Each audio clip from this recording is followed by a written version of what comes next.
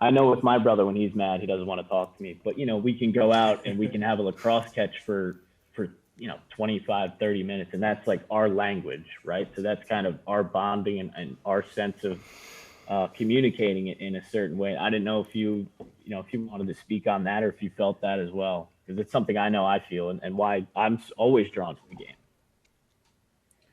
I would say for me, it's grounding. Um, and Jordan and I were having this talk a while back or a couple weeks ago where, you know, we sometimes turn down opportunities to coach now because we have other things going on in life and our value is placed differently based on like how we want to spend our day-to-day lives. But lacrosse is always there. Like in quarantine, when I am not able to do other things that I love to do, leaving the house, it's like, what do? I turn on a game. It's grounding to me. It's like something that I know, something that I can rely on, something that I can focus on, that I can digest, that's gonna, challenge me mentally. Um, and so when I sit down to watch lacrosse, or even when I go to teach it, there's a certain level of like calm that's there at this point where I know I'm confident that what I'm communicating to a young player is going to help them be better. And, maybe not right away. But I'm also confident that when I sit down to watch a game, like that is a time for me to really focus in. It's like some people need to read books. Like I need to watch lacrosse every so often.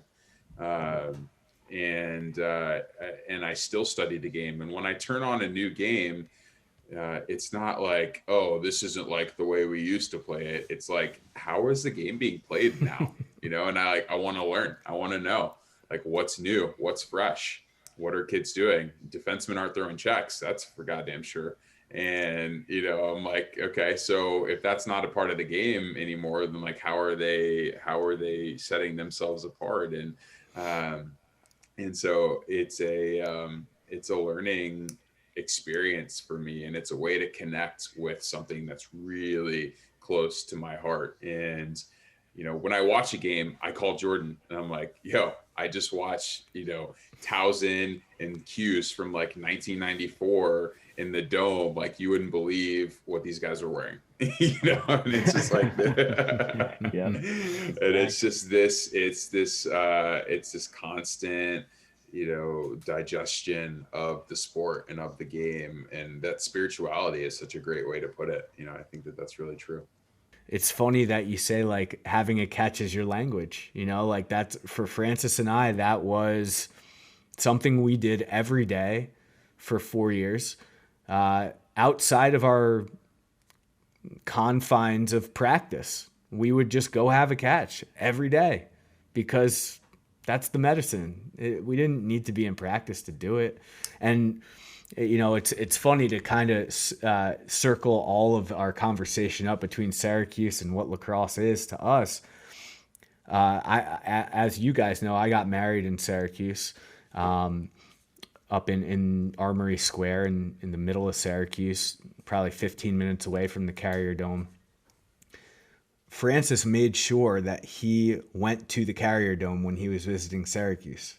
He made sure of it. If he wasn't into lacrosse, I don't think he's doing that. If I wasn't into lacrosse, I don't think I'm marrying my wife. We wouldn't have met. Who's a great lacrosse player. She's a great lacrosse player.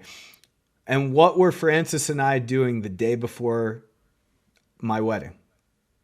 Having a catch.